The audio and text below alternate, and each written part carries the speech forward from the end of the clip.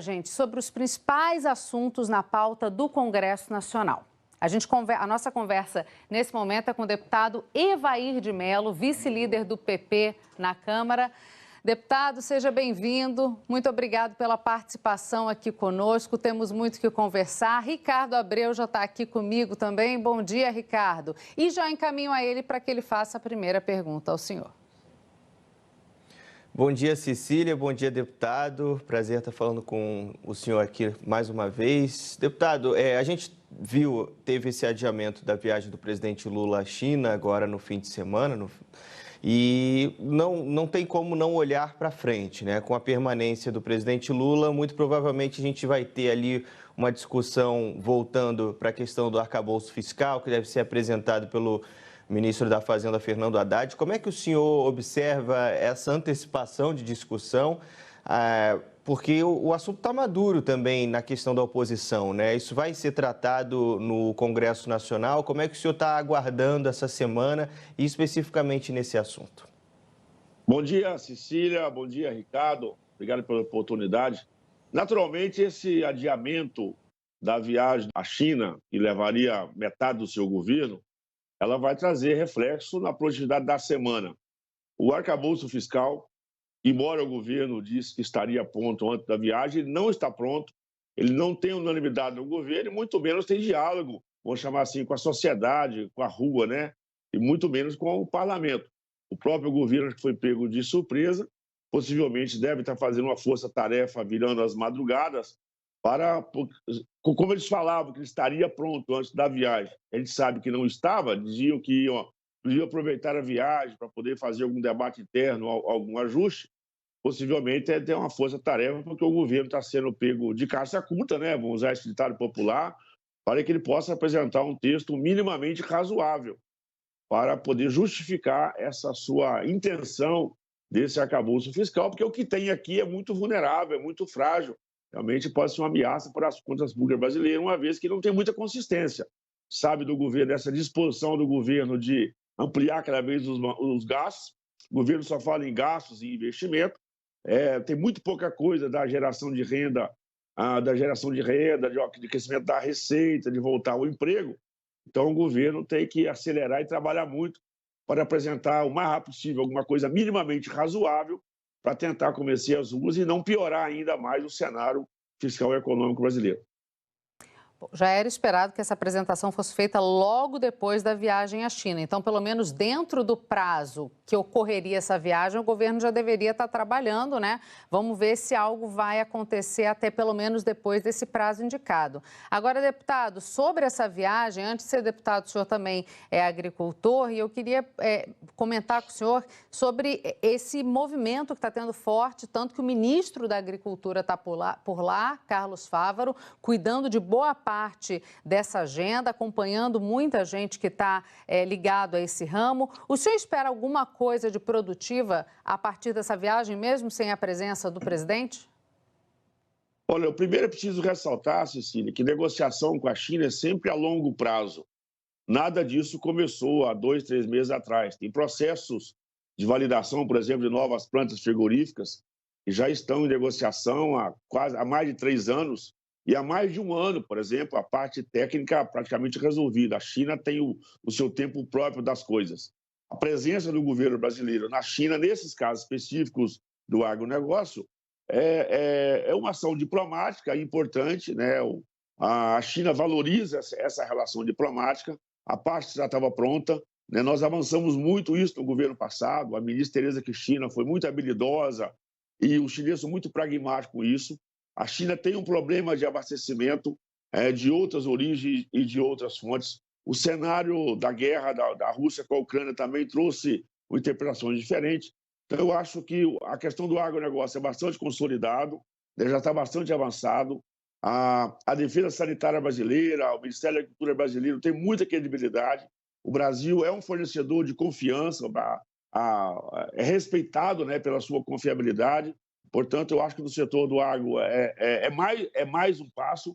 Nós já tivemos o anúncio antecipado de novas plantas frigoríficas, nós já tivemos o desembargo, né, anunciado também, oficialmente só esperando aí uma relação diplomática, mas tecnicamente Isso a questão já está resolvida, portanto, eu acho que o momento é oportuno, né? São acordos que já vem conversando há muito tempo, né? O Brasil tem esse know-how, as relações nossas são muito boas, relações comerciais com a China. Nessa questão que teve agora do problema do embargo, o Brasil tecnicamente deu uma resposta a pronto e a hora, de muita confiança e muita confiabilidade. Volto a dizer, o Brasil é um fornecedor muito respeitado em todo o mundo, principalmente do agronegócio, que é um país que cumpre contrato, que cumpre acordo, que não brinca com a questão da defesa sanitária, isso é muita responsabilidade. Portanto, eu acho que é mais um marco, é mais um avanço importante, é fruto de uma relação histórica do agro brasileiro com o mercado chinês. Agora, deputado, falando sobre outro assunto que está no calendário do Congresso, a gente já falou bastante na semana passada, foi a questão da apreciação das medidas provisórias, né? Há esse embate entre as duas casas, acho que não chega nem a ser uma questão de governo e de oposição, mas é uma questão de Câmara versus Senado sobre o olhar de cada casa ali de como deve ser apreciada nessa medida provisória. As medidas provisórias e o governo tem pressa, claro. Como é que o Progressistas e o senhor enxergam que deve ser essa análise dentro desse embate sobre a indicação, por exemplo, de integrantes dessa comissão mista, já que o presidente Rodrigo Pacheco, no Senado, já determinou a instauração dessas comissões? Olha, nós vivemos dois tempos diferentes, Ricardo. Eu já estou indo para o meu terceiro mandato, e ao longo do tempo nós estamos percebendo que essa forma da composição da comissão mista é distorcida. Esse debate não foi feito no passado, porque tinha uma outra lógica de governo operacional. Nós vivemos uma experiência na pandemia, naturalmente, em função das restrições de presença física, foi feito um entendimento e um bom acordo para o funcionamento da modelagem dentro do Congresso Nacional, que acabou funcionando.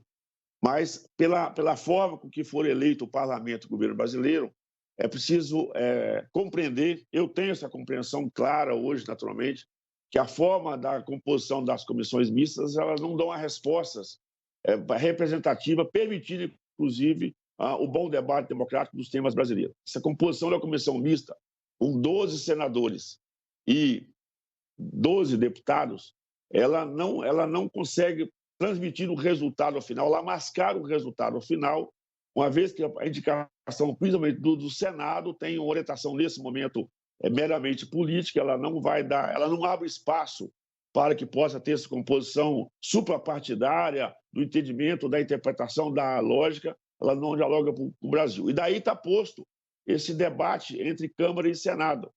Você imagina que nós somos 513 deputados e 81 senadores. A comissão jamais pode ser 12 a 12.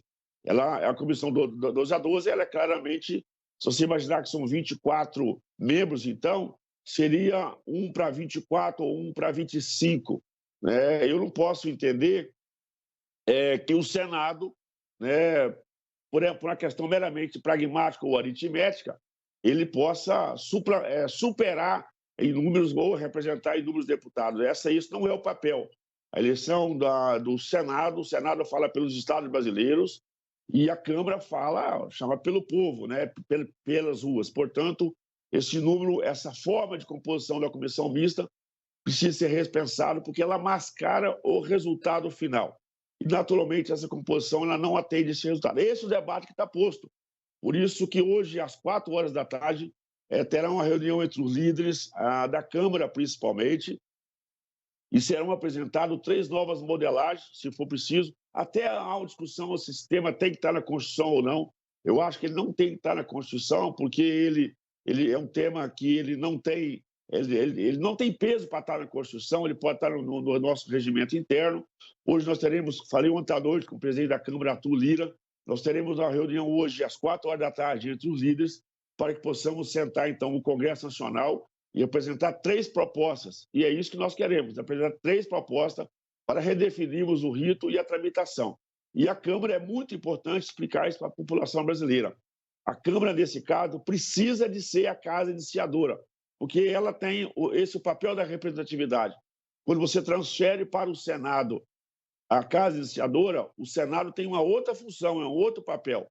Nós temos uma confusão, inclusive, tem uma discussão na casa de rediscutir esse papel de Câmara e Senado, porque, como as casas têm as duas mesmas atribuições, às vezes não importa. A diferença é que o deputado tem 4 e o senador tem 8 anos, mas com as mesmas atribuições, umas particularidades menores quanto à questão do executivo e do judiciário ou aprovação, mas do ponto de vista de tramitação de processos e projetos, tem a mesma finalidade. Então, existe uma confusão. Eu acho que nós precisamos, acho que é um momento oportuno até para poder trazer mais representatividade do Brasil.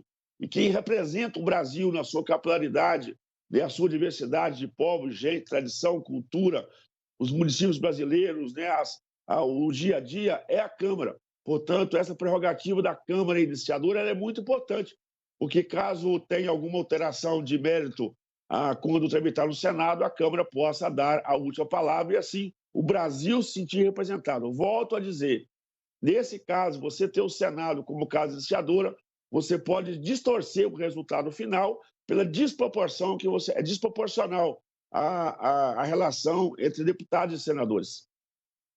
Eu sei que é um pouco confuso esse tema regimental, mas, ou seja, você altera, na verdade, a composição dos membros. Como você altera a composição dos membros, você consegue interferir no resultado final. Por isso que, às vezes, tem uma angústia, né, do texto. O texto que vai para a sanção, às vezes, ele não consegue expressar tudo aquilo que o Brasil pensa, porque é desproporcional a forma com que ele é avaliado. Vamos ver como é que fica essa situação de perto. Já era assim, aí mudou. Vamos ver como é que fica agora. Deputado Evair Vieira de Mello, lhe agradeço muito pela participação aqui conosco. Um bom dia. Bom dia. E só voltar a dizer que a pandemia nos exigiu um comportamento diferente, como ela também trouxe um aprendizado diferente. O que nós queremos agora é, a partir do aprendizado da pandemia, aperfeiçoar isso e, o que é mais importante, que possamos chegar num texto principal que atenda ao Brasil. Com certeza. Muito obrigada, Ricardo. Até já.